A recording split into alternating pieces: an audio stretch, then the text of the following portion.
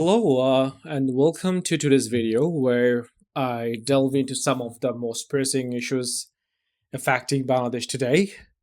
I'm Tuhin, and in this episode, I'm going to discuss the government's recent move to raise the VAT on 43 goods and services. This decision has spurred intense debate with strong arguments both in favor and against the hike. But what does it mean for ordinary people, business, and economy at large? And perhaps more importantly, is this the right step for a country already facing serious inflation and under an interim government? Uh, Before I dive into the pros and cons of these VAT increases, let's quickly set the stage. The National Board of Revenue has increased VAT on various. Why government is increasing the VAT? So here's some positivity from my point of view. Let's start by looking at the reasoning behind this hike. The government has made it clear that they need to generate more revenue to bridge the fiscal deficit and fund their operations. According to the NBR, if the revenue collection remains sluggish, we risk falling into a larger budget deficit. The country is also under pressure from the International Monetary Fund (IMF), which has linked the VAT hike to its ongoing, I believe, 4.7 billion loan program.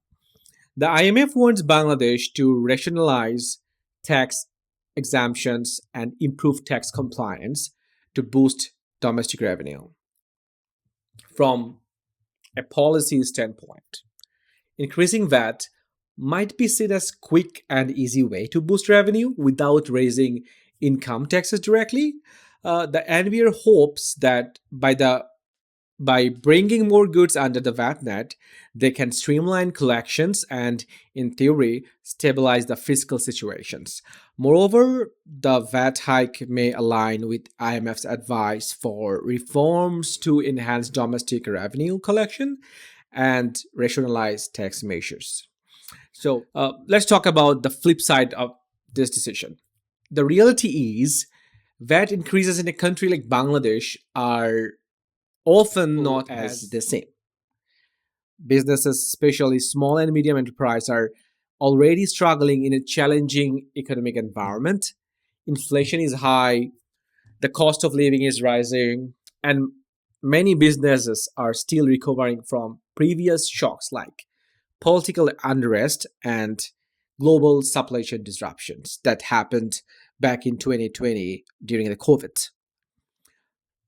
Take, for example, the fashion industry. Retailers like Khalid Mahmood, I believe, he is the founder of K-Craft, have expressed concern that this VAT hike could lead to massive decline in sales, particularly among middle class families who are the backbone of the consumer market in Bangladesh.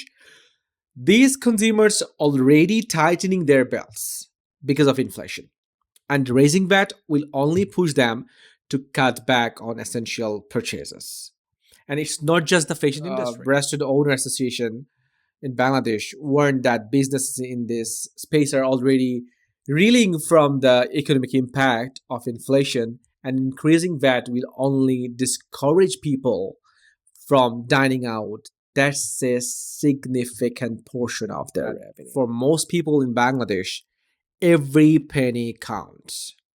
Consumers are already facing rising prices for basic goods, food, medicine, transportations, and now with the introduction of higher VAT, the cost of goods and services they buy every day is going to increase further.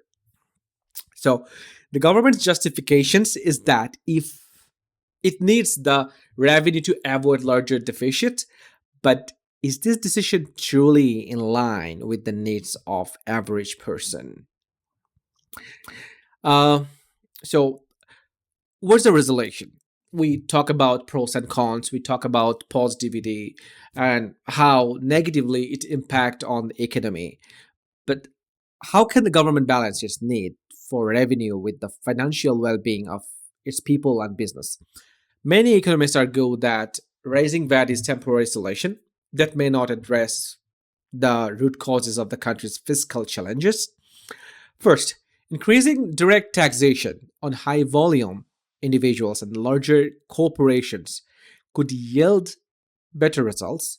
Bangladesh has one of the lowest tax to GDP ratios to the world, which means the country isn't tapping into its wealthiest citizens and businesses enough.